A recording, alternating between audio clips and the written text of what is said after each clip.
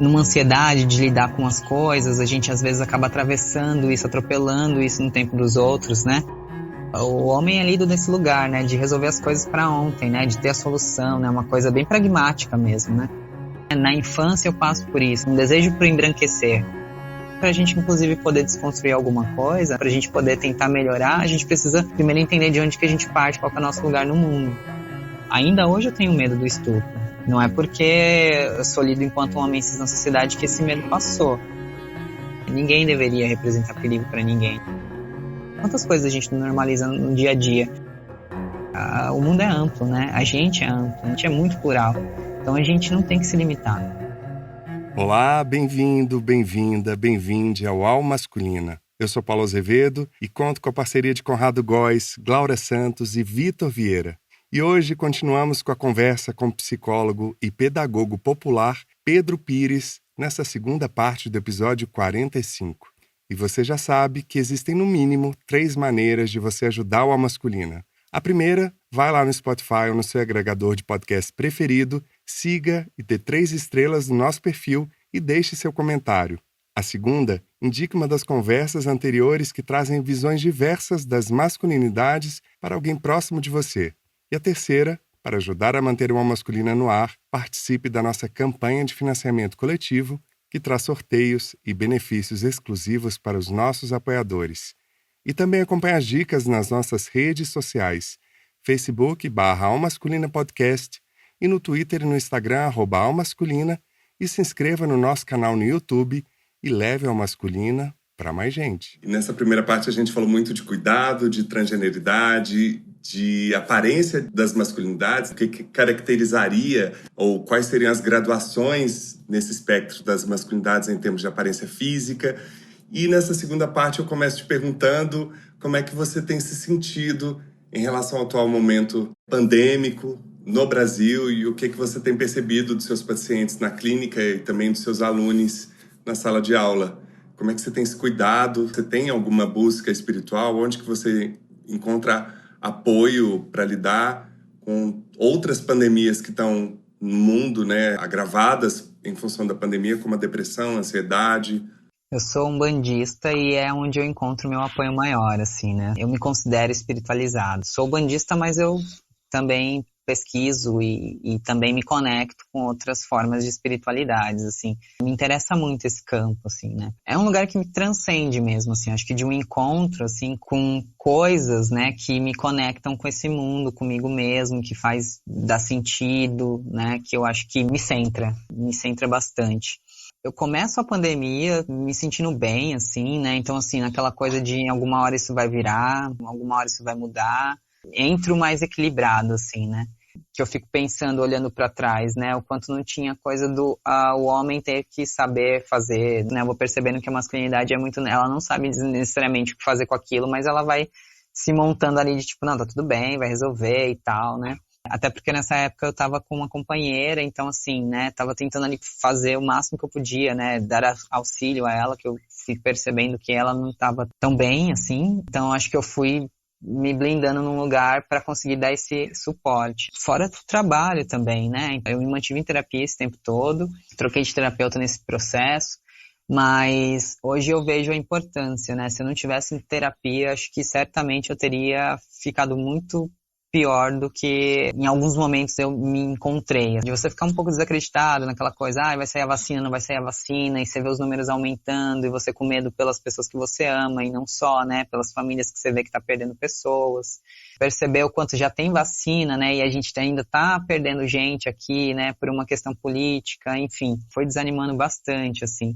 Mas ao mesmo tempo eu sempre tentei me apegar, me amparar na espiritualidade para me manter firme, até para poder fazer esse suporte mesmo, né? Para muitas pessoas que me procuraram também nesse meio tempo, assim, então assim, fiz vários grupos, conversa com pessoas, pra gente poder ir se fortalecendo junto mesmo, né? Tá todo mundo no mesmo lugar, né? Então assim, a incerteza era para todos. Me sinto privilegiado por, né, hoje, o trabalho que eu desenvolvo, poder fazer de casa, ter essa possibilidade, né, de continuar o trabalho, não ter diminuído, pelo contrário, aumentou, mas ao mesmo tempo eu tinha um espaço físico, né, que acabou tendo que ser fechado, enfim, não dá para usar. Muitas coisas foram acontecendo, muitas transformações nesse período, assim. Primeiro que a gente todos, em algum momento, a gente acaba se pegando num momento de fragilidade. Horas que a ansiedade bate, hora que bate uma depressão e tudo mais. E o quanto eu fui também me possibilitando fazer uma imersão em mim mesma. Olhar para os meus processos, entender, né, o que eu quero, para onde eu quero ir. Você encontrou já algumas respostas, algumas setas nessa caverna interna? Para algumas coisas, sim, de entender mais o meu lugar no mundo. Por exemplo, para mim foi muito difícil sair do contato pessoal e vir para a tela do computador.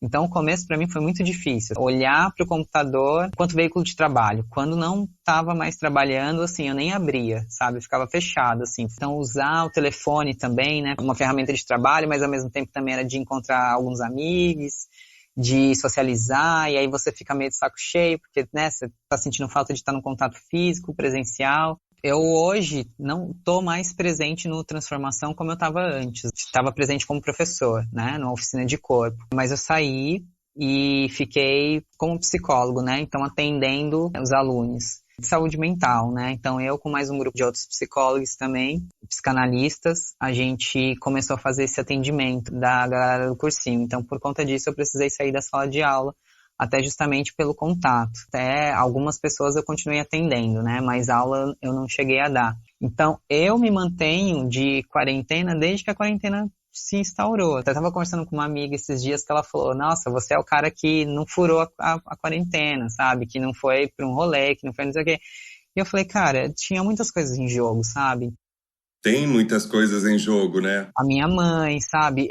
O próprio contaminar as outras pessoas, porque eu fico pensando, né? A gente tá com medo danado da gente se contaminar. Claro que agora a gente tá avançando com as vacinas, eu também tô vacinado, isso é uma vitória, sem dúvida, assim. A minha família vacinou agora, né? Então as pessoas próximas, né? Minha idade tá começando a vacinar agora, que você fica super feliz. Se eu tivesse me colocado em risco e descoberto que alguém se contaminou, que alguém morreu, sabe? Pela possibilidade de que eu fui descuidado, nossa, eu não sei como que eu lidaria com esse peso. Então eu entendi que, assim, por mais difícil que foi passar por tudo isso e mais tempo sozinho, porque eu moro só, prefiro arcar com esse peso do que com o peso de saber que alguém pode ter morrido porque eu contaminei, sabe? Porque não é só a gente, né? Não é só eu, não é só você, não é as pessoas que estão em casa que estão passando por dificuldades, né, de saúde mental, assim, de uma depressão, de uma ansiedade, etc, né? Também tem as pessoas, inclusive, que nem têm essa possibilidade, né, de poder escolher ficar em casa, que elas têm que estar na rua. Então tá todo mundo passando por essa questão e eu não sinto que eu sou mais especial, sabe, para poder ter que ir à praia. Eu pensei várias vezes, é claro, mas eu sempre me colocava nesse lugar de, cara, eu não conseguiria lidar com isso. O máximo que eu encontro presencialmente é a minha terapeuta semanalmente. Assim, depois que a gente se vacinou, né, e de máscara ainda, em casa, minha companheirinha Poema. A partir deste mês, queremos celebrar com você, nosso ouvinte, o 2º ano do Alma Masculina. Quando começamos, não imaginávamos chegar tão longe, e você faz parte dessa história. Até aqui, foram dezenas de conversas com pessoas de diversas áreas que compartilharam de dentro para fora suas vivências e visões sobre as masculinidades. Todo esse trabalho e dedicação tem uma só razão: chegar até você para que possamos juntos, juntas e juntes, gerar ideias e reflexões para encontros mais viáveis para todo mundo. E para celebrar essa conquista, gostaríamos de contar com a sua participação. Nos envie um vídeo ou áudio por meio das nossas redes sociais ou site, comentando a importância de abordar as masculinidades, citar seu episódio preferido, de que maneira a masculina tem contribuído na sua percepção das masculinidades, enfim, convide os ouvintes a fazer parte desse espaço de resistência afetiva na podosfera. E para que possamos seguir firmes e juntos nessa jornada, nos ajude a manter o projeto por meio da nossa campanha de financiamento coletivo. Acesse www.catarse.me/almasculina e saiba mais. Aspas. É comum ouvirmos na nossa sociedade sobre o masculino como gênero no poder. No Brasil, por exemplo, o homem ocupa 85% do Congresso Nacional e 87% dos cargos de CEOs. Mas se o patriarcado permite que o homem garanta para si todos os benefícios que o poder tem a proporcionar enquanto ele segrega, limita, exclui e mata mulheres, uma mulher é morta, vítima de violência a cada 2 horas em nosso país, também nos compele a pensar sobre quem ocupa o topo dessa pirâmide. Afinal, De quem estamos falando quando falamos do homem assim, no singular? Embora expressões como homem é tudo igual façam parte do imaginário popular, não é preciso ir muito longe nos números para entender que não é bem assim. Quando se trata da distribuição de renda no Brasil, por exemplo, raça tem mais impacto que gênero. Os homens e mulheres brancos recebem em média R$ 3.138 e R$ 2.379, respectivamente. Com renda ponderada de R$ 1.762, os homens negros ficam abaixo das mulheres brancas e são seguidos pelas mulheres negras com R$ 1.394. Quando olhamos para a escolaridade, um marcador que costuma evidenciar o acesso a oportunidades, os homens negros são o grupo que mais vivencia o abandono educacional, já que 44,2% dos jovens negros, entre 19 e 24 anos, não concluiu o ensino médio. Entre os brancos, o número é de 29,4%. Para além do estigma do ser forte, aguentar o tranco, não demonstrar fraqueza e ser dominante sempre que possível, a receita da hipermasculinização da negritude costuma recair sobre a sexualização do corpo negro. Não é mera coincidência. Não é simples romper com algo que, ao menos em teoria, pode parecer desejável ou elogioso. Eu acompanho algumas discussões que têm trazido bastante a questão da fetichização, a expectativa de enxergar o homem como um pausudo, e fico pensando quanto isso descaracteriza ainda mais a gente enquanto pessoa, porque quando se é visto, se resume a isso. Qual é a coisa boa nessas pessoas, nesses caras? As outras coisas não aparecem, diz o psicólogo e educador Pedro Pires. Aí também entram as outras masculinidades. O que acontece com o cara trans, preto, que não tem pau, por exemplo? Não é homem? São questões que a gente precisa dialogar, trazer para as escolas e espaços de formação, porque já deu ficarmos repetindo e produzindo esse tipo de violência. Pedro acredita que quanto mais nos aproximamos de nós mesmos, das nossas histórias, mais capacidade teremos de entender como é pensada a construção da sociedade e, por conseguinte, os custos de performar determinadas masculinidades. Entender e conseguir se afastar dessas construções, desses ideais que nos aprisionam, é um campo aberto de experimentação que é furtado da gente. Desde que a gente nasce, já está dito quais as caixas que precisamos ocupar, do masculino, do feminino e o que tem nessas caixas. Quando a gente explode essas caixas, a gente tem a construção do que faz sentido para a gente. Nessa perspectiva, a gente se responsabiliza pelo nosso processo e também por construir um espaço que seja saudável para todos, não só para mim, mas para a sociedade. Eu vejo essa possibilidade no lugar do entre, na abertura, fora da ideia do conceito binário. Artigo Masculinidades Negras, do Rompimento aos Afetos, de Ismael dos Anjos, convidado do episódio 27, publicado no Elástica. Que chique ter o nosso convidado aqui como parte do nosso Aspas. Pedro, o que você tem sentido que você conseguiu romper desses paradigmas das masculinidades negras e o que você ainda reproduz nesse aspecto dessa caixa? Nossa, romper, eu acho, claro que pensar enquanto o que está organizado enquanto sociedade, as coisas que eu faço, por exemplo, a administração de casa, cuidado de mim mesmo, né? Pensar minimamente, né, políticas, né, que possam cada vez mais aproximar a gente, então coisas que sejam mais igualitárias, né, são coisas que eu vou entendendo como rompimento. É isso, né, é um processo que vira e mexe a gente se percebe caindo em algum lugar, né. De reprodução, assim, nossa, difícil da gente poder reconhecer coisas. Por exemplo, respeito de tempo, né, de espaço dos outros, né, às vezes a gente, numa ansiedade de lidar com as coisas, a gente às vezes acaba atravessando isso, atropelando isso no tempo dos outros. A ideia não é generificar, mas eu vejo isso um pouco mais presente no universo feminino, que elas têm mais esse cuidado, assim, parece que elas conseguem ser mais perspicazes mesmo nessa coisa do tempo, perceber o outro, assim, numa dimensão de entender que, olha, acho que aqui eu preciso segurar um pouco mais, né, deixar aquela pessoa andar um tanto mais, né, elaborar. Então, assim, nisso eu sinto que eu ainda tenho muito para que aprender. Tenho uma ansiedade de querer resolver as coisas para ontem, assim. Até pensando agora que você falou, né, minhas masculinidades que eu tinha ali de referência, né, da infância, que era muito esses homens que brigavam ali com as suas companheiras, por exemplo, e queria resolver a coisa pra ontem, sabe? Não queria deixar um mal-estar. Mas que não é só sobre resolver aquilo, né? Ou pedir desculpa, ou sei lá, dar um presente, trazer uma rosa, coisa do tipo. Mas é de poder refletir sobre o porquê que aquilo não foi legal, por que aquilo machucou. Então, assim, quantas vezes não se repetia aquela cena, a mesma coisa que não era legal, que daí repetia com essa pessoa, e aí daí que tava tentando fazer do mesmo jeito, resolver do mesmo jeito, e aí não dava esse tempo pra conseguir acessar na própria pessoa. Um certo pragmatismo, né?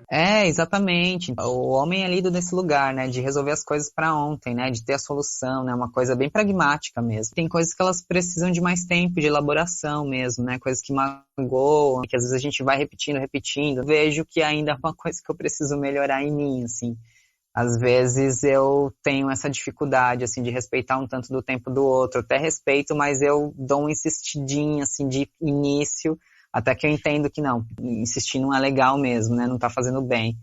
Então acho que isso é uma coisa que eu preciso trabalhar bastante ainda. Nossa, assina embaixo, eu também tenho muito essa dificuldade. Eu acho que tem a ver com a ansiedade, né? Com a vontade também de ver a coisa se transformar e melhorar para todo mundo. E de uma arrogância, às vezes, também, de achar que a gente tem a resposta, a solução para tudo, né?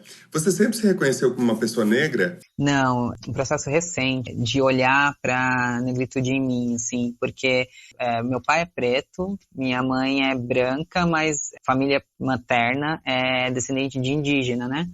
Dos povos originários. Então, assim, essa questão racial, assim, não, né, étnica, não era conversada, não era reconhecida e tudo mais. Na infância eu passo por isso, um desejo por embranquecer, porque os irmãos da minha mãe, eles são brancos, né, de pele mais clara, porque é isso também, né, o que é de fato branco. Pensar um pouco isso, né, você vai pra fora, você não é lido como branco. Eu já falei isso aqui no Masculina, que a Fernanda Montenegro foi tida como não caucasiana quando ela foi indicada ao Oscar nos Estados Unidos, né?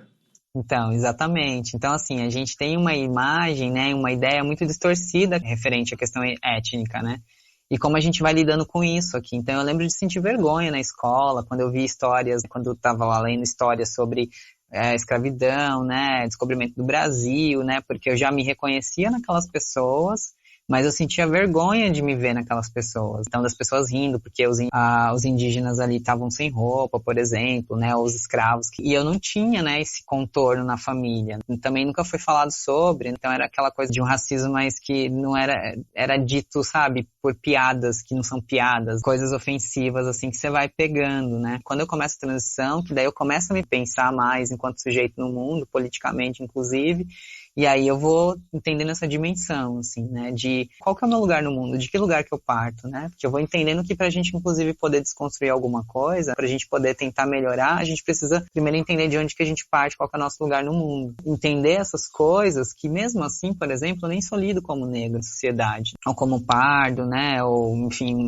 moreno, coisa do tipo, e eu vejo isso muito fortemente marcado, principalmente quando eu passo por policiais, que eles nem me olham direito e tudo mais, né, contrapartida, pessoas que eu falo, amizades que são de pele, né, retinta, por exemplo, que é parada a cada esquina. Ainda hoje eu tenho medo do estupro. Não é porque eu sou lido enquanto um homem cis na sociedade que esse medo passou.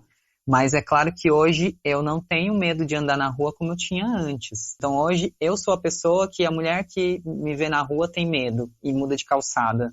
Mas ao mesmo tempo que eu represento perigo, eu também tenho medo, né, do perigo que pode vir a acontecer. É muito dual, na verdade plural, eu diria até melhor do que dual. Esses medos, né, e ao mesmo tempo esses lugares que a gente passa a ocupar na sociedade de um modo que, assim, eu não me reconheço, né, nesse lugar, desse potencial agressor, mas eu entendo porque eu já estive nesse lugar de também ter medo. Mas o como isso diz da masculinidade, né, que a gente construiu até aqui, né, e que a gente vai percebendo que a necessidade de poder desconstruir para construir possibilidades melhores, né, e que inclusive a gente não seja só lido como um perigo, né, como alguém que representa algum mal, né, a depender do horário que alguém esteja na rua, né, ou melhor, que as mulheres, né, trans travestis estejam na rua, né? Ninguém deveria representar perigo para ninguém, né? As pessoas deveriam poder sair sem ter este receio, né? E a gente sabe que, infelizmente, não é a realidade, né?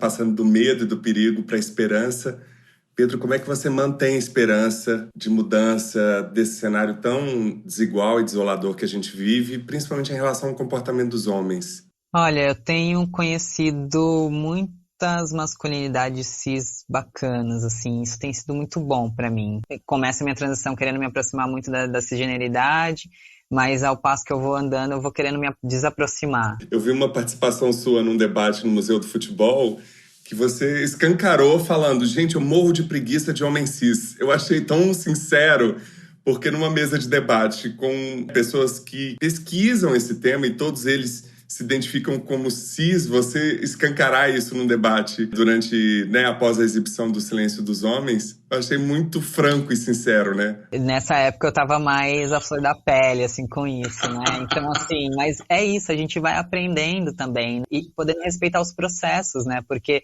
eu entendo que são muitas camadas e eu acho que a gente precisa se dar as mãos mesmo. Acho que a gente só vai conseguir, né, chegar numa sociedade melhor juntos. Não é só a gente, não é só elas, não é separado, né? A gente podendo contar um com o outro e dando as mãos. É claro que tem casos e casos, eu acho que a gente precisa saber os nossos limites também. A gente não tem que estar sempre na obrigação de ter que ensinar, de ter que falar, de ter que, né, estar nesse lugar mesmo professoral, educacional e etc. Mas eu acho que da gente ir buscando essas aberturas, porque assim como eu até hoje aprendo muitas coisas, né? Por exemplo, né, em relação à questão da paciência, né? Como que a gente dialoga com isso? Porque como que a gente percebe essas coisas? Porque alguém está dizendo, né? Existe um conflito e a gente começa a questionar. Então, pera.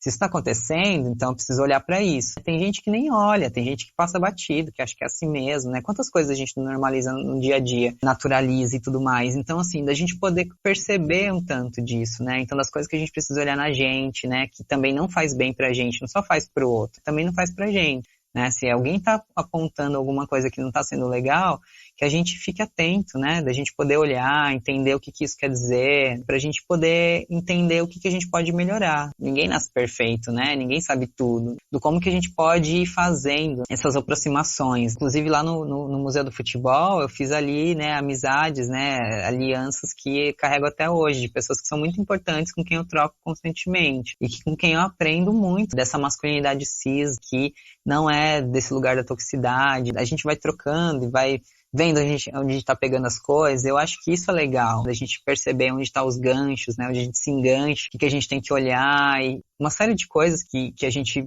vai entendendo que é possível transformar. A gente perde muito quando a gente se limita a caixas, né? Ou a estereótipos. Então a gente perde de conhecer e de explorar a nossa grandeza mesmo, a nossa grandiosidade, né? Os potenciais, o que a gente pode descobrir para além das coisas que a gente já sabe sobre a gente. Quando a gente nasce, já tem uma expectativa pra gente. É ser menino ou ser menina, vai casar ou não vai casar, vai ter filho, vai ter um carro. Porque quanto disso é nosso mesmo? Ser trans é um voltar, é um dar um start, só que, né, a partir, sei lá, cada um vai dar o start de um lugar, né? Mas no meu caso foi da vida adulta. Então foi assim, dar um start, começar do zero, quando eu já tinha muita coisa que eu já, assim, entre aspas, né, que eu já tinha um tanto sedimentado em mim. Mas ao ponto que eu fui me abrindo, né, e olhando para as coisas, eu fui muito preconceituoso antes da transição, assim. Eu achava que bissexualidade não existia, por exemplo, né. Então, quanto eu fui entrando para esses debates, né, e olhando para isso, cada vez mais de uma forma mais aberta, entendendo que, assim,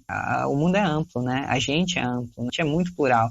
Então a gente não tem que se limitar. Quanto mais a gente sabe, mais a gente quer saber. E o autoconhecimento não tem volta. Pedro, como é que faz para te achar nas redes? Você me encontra no Instagram como @pedrocopires, que é o lugar que eu mais acesso. Então acho que lá é o melhor lugar. Mas eu tenho também a página do meu espaço de trabalho, né, que é o @ também no Instagram, Cuidser Psicologia. Também tem o site, né? Então, www.cuidserpsicologia.com.br.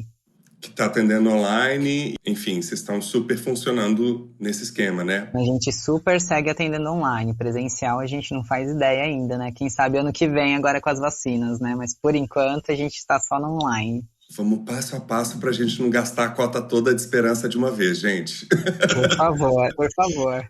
E quem você gostaria de indicar para estar aqui no Masculina e por quê? O Agni já passou por aqui? Daqueles vão fazer igual o Silvio Santos. Não! O Agni é um amigaço, assim, né, de uma amigona minha também, a Paula. A gente se conheceu, né, através dela. A gente fez alguns projetos junto, né, e a gente tentou também levar algumas coisas junto. Participamos de algumas rodas de conversa. Essa questão da espiritualidade também, que ele tem bastante. Também é uma coisa que nos aproxima, né? Então, assim, a gente teve um contato muito legal. Por ele, eu comecei a conhecer outras pessoas. É que na época que eu conheci o Agni, eu ainda estava nesse afastamento da masculinidade. Depois desse encontro do Museu de Futebol, que daí eu comecei a quebrar essa barreira, né? Diminuir essa distância, né? Mas o Agni é um cara, assim, que eu gosto muito. A gente aprendi muito com ele, né? A gente não tem se falado muito nos últimos tempos, mas é um amigão, assim. Eu gostaria muito de vê-lo aqui. Acho que ele tem muito para compartilhar e para ensinar também, sem dúvida. Agni Santoro, não é isso? Exatamente, Agni Santoro. Pedro, querido, muitíssimo obrigado pelo seu tempo aqui conosco. Que a sua esperança se renove a cada vez mais, que você continue essa pessoa doce e sensível, explorando as suas potências todas possíveis do que é ser no mundo, independente das caixas que nos aprisionam. Obrigado mesmo pela honestidade, pela sinceridade e pela esperança que dava a alguém que nasceu dos anos 90, né? Trazendo todo esse conteúdo aqui pra gente. Eu que agradeço, Paulo. Foi um imenso prazer poder estar aqui, né? Ser apadrinhado pelo Fabinho, que é uma pessoa incrível. É super importante. Um beijo para ele, pro Rafa, pro Agni, né? Para todos que estão aqui, para você também, que a gente, sem dúvida, né? A gente segure aí as mãos e consiga, com muito álcool gel, e reforçar os cuidados e sim a esperança para que a gente possa viver agora um pós-pandemia melhor, né, e fortalecendo e melhorando as masculinidades. Por favor, vacine-se e cuide-se bastante.